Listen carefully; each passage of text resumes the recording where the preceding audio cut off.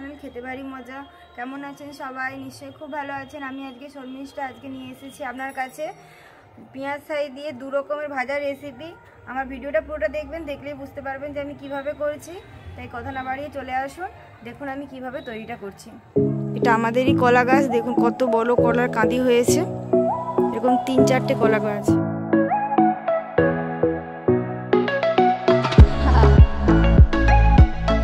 খুব সহজে আমার তৈরি হয়ে গিয়েছে, একদম ক্রিস্পি হয়েছে, ক্রাঞ্চি হয়েছে, খুব টেস্টিও হয়েছে। এটা আমার ভীষণই প্রিয়, আগেই বলেছি।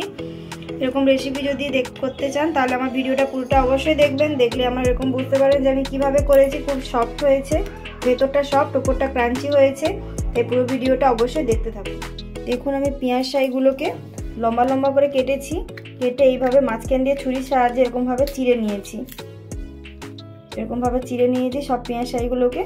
মোটা মোটা দিকগুলো দিয়েছি, ওপরের দিকটা দেইনি। আর কিছুটা বিট নিয়েছি, বিটগুলোকে গ্রেটারের সাহায্যে এভাবে ঝুরে নিয়েছি। ও আলুগুলোও এরকম গ্রেটারের সাহায্যে ঝুরে নিয়েছি। বিটগুলোকে ছোট্ট ছোট্ট করে কেটে নিয়েছি। কিছুটা ধনেপাতা কুচিয়ে নিয়েছি, আর নিয়েছি ক্যাপসিকাম। ক্যাপসিকামগুলোকে একদমই ছোট ছোট করে কুচিয়ে নিয়েছি। এবার আমি সুজি নিয়েছি কোট করবার জন্যে, আর নিয়েছি বেসন, নিয়েছি একটু কর্নফ্লাওয়ার নিয়েছি কম করে, আর রিফাইন্ড অয়েল নিয়েছি, কিছুটা গরম মশলা, নুন হলুদ তো দেয় সবাই জানেন, আর বেকিং পাউডার নিয়েছি। পুরটা আগে তৈরি করে নিচ্ছি। তার জন্য আমি ফার্স্টে কড়াটা জেলে দিয়েছি গ্যাসটা। এরপর আমি একটু সাদা তেল দিয়ে দিচ্ছি, রিফাইন্ড অয়েল একদমই অল্প পরিমাণে দিচ্ছি।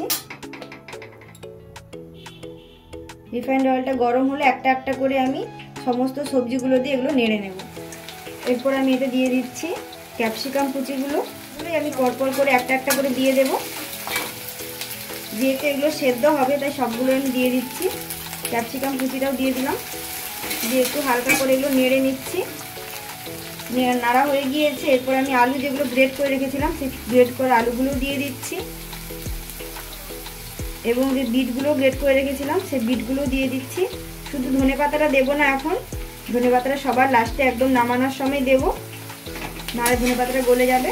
দিয়ে এটা আমি খুব ভালো করে ভেজে নেব, যাতে এটা ভালো করে জড়ে যায়, সেদ্ধ হয়। বয়ল হওয়ার জন্য এতে আমি দিয়ে দিচ্ছি 8 টিস্পুনের মতো লবণ। ব্যাস, আর আমি এখন কিছুই দিচ্ছি না। একটু ভাজা হয়ে গেলে তারপরে এতে আমি হলুদ ও গরম মশলাগুলো দেব। এদিকে আমার সবজিটা ভাজা হচ্ছে, এই পাশে আমি ব্যাটারটা তৈরি করে নিচ্ছি। আমি এতটা পরিমাণে বেসন নিয়েছি, আধ বাটি মতো, এবং তার সঙ্গে হাফ কাপ কর্নফ্লাওয়ার নিয়েছি, এবং এতে একটু সামান্য কালারের জন্য একটু হলুদ দিয়ে দিচ্ছি, আর একটু দেব খাবার সোডা, একদমই অল্প 1 চিমটে মতো খাবার সোডা নিয়ে এটা দিয়ে দিচ্ছি। দিয়ে ব্যাটারটা খুব ভালো করে ফেটিয়ে নেব। দেখুন আমার ব্যাটারটা প্রায় রেডি হয়ে গিয়েছে। এবার আমি এটাকে 2 থেকে 3 মিনিটের মধ্যে ঢাকা দিয়ে রাখবো। দেখুন ব্যাটারের থিকনেসটা এরকমভাবে থাকবে, ভালোভাবে এটা কোট হবে, এরকমভাবে ব্যাটারটা করতে হবে, এরকম লেগে লেগে একটু পড়ে যাবে। এবার এটাকে আমি রেখে দিচ্ছি। রেখে দিয়ে আমি যে পুরটা করছিলাম সেই পুরটাতে চলে যাচ্ছি। দেখুন আমার পুরটা প্রায় সেদ্ধ হয়ে গিয়েছে। এরপর আমি এতে দিয়ে দিচ্ছি হলুদের গুঁড়ো ও সামান্য পরিমাণে, একদমই অল্প পরিমাণে লঙ্কার গুঁড়ো দিচ্ছি। আমি বেশি ঝাল খেতে চাই না, তাই আপনারা লঙ্কাটা আপনাদের পরিমাণ মতো দেবেন।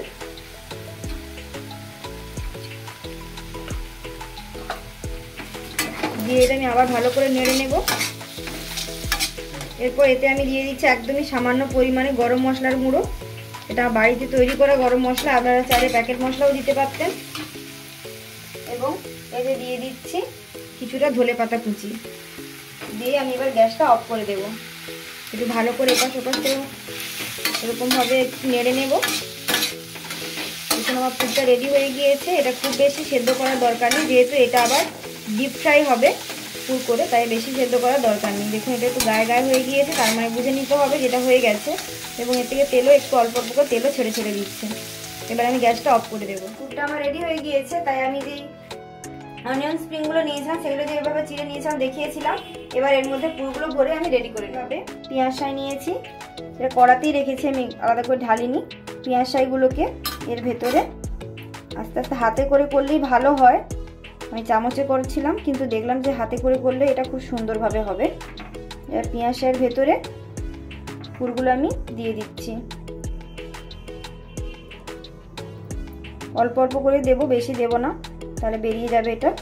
এভাবে আমি একটা করে দেখাচ্ছি আপনাদের, এরপর আমি বাকিগুলো রেডি করে নেব, আবার দেখাবেন। দেখুন আমি আরেকটা করে দেখাচ্ছি আপনাদের।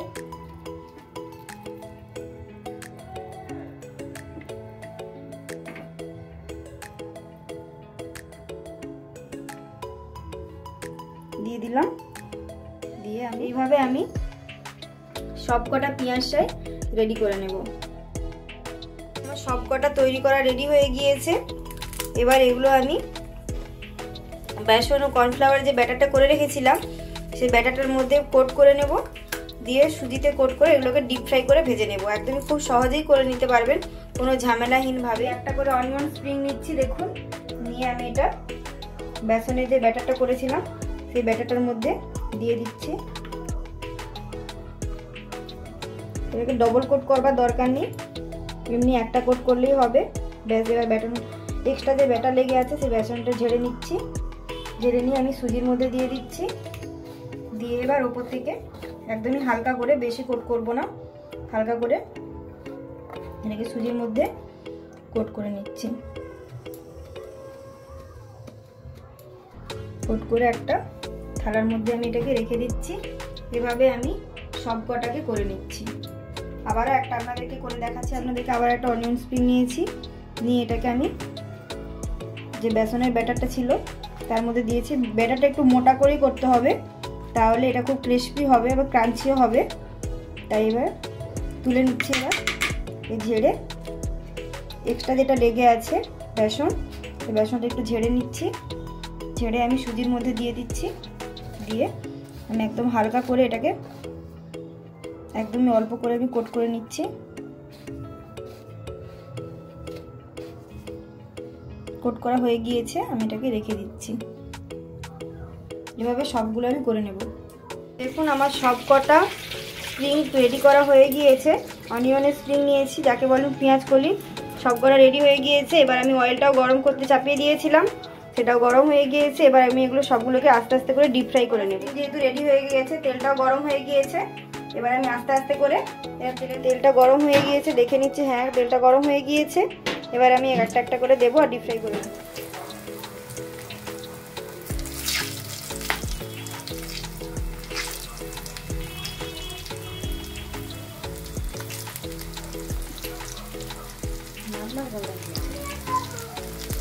গ্যাসের ফ্লেমটা হাই রেখে এগুলো সব আমি তুলে নিচ্ছি। তুলে নিয়ে আমি একটা পাত্রের মধ্যে রেখে দেব, রেখে দিচ্ছি। এবং বাকিগুলোকে ওই সেম একই রকম ভাবে ভেজে নিচ্ছি। এখানে হাত দেবো না, এভাবে দু সাইডে ধরবো এবং একদমই আস্তে করে তেলে ছেড়ে দিচ্ছি। সুজিগুলো আছে তাই ওখানে সুজিগুলো ছেড়ে ছেড়ে যাচ্ছে। একটু ঝাড়িয়ে নিচ্ছি সুজিগুলোকে আমি, যত এক্সেসে সুজি আছে যাতে ঝরে যায়, নাহলে তেলের কালারটা চেঞ্জ হয়ে যাচ্ছে, কালো হয়ে যাবে। তাই সুজিগুলো একটু ঝাড়িয়ে নিচ্ছি, এক্সট্রা সুজিগুলো।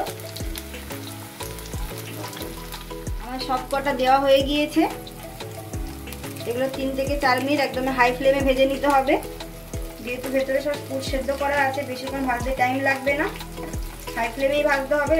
লো ফ্লেমে করলে এর ভেতরে তেল ঢুকে যাওয়ার চান্স থাকে, তাই হাই ফ্লেমে এটাকে আমি ভালো করে গোল্ডেন ব্রাউন করে ভেজে নেব।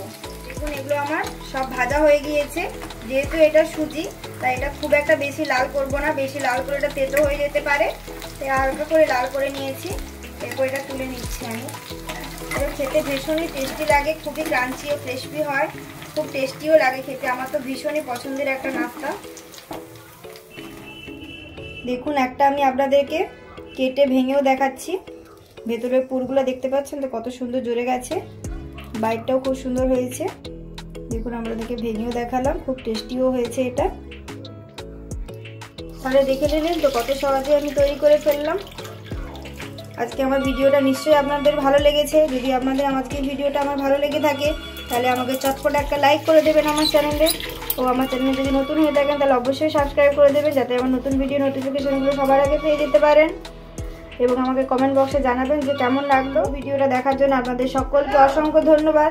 আবার দেখা হবে আপনাদের সঙ্গে আমাদের নেক্সট ভিডিওতে। ততক্ষণ পর্যন্ত ভালো থাকুন, সুস্থ থাকুন, ধন্যবাদ।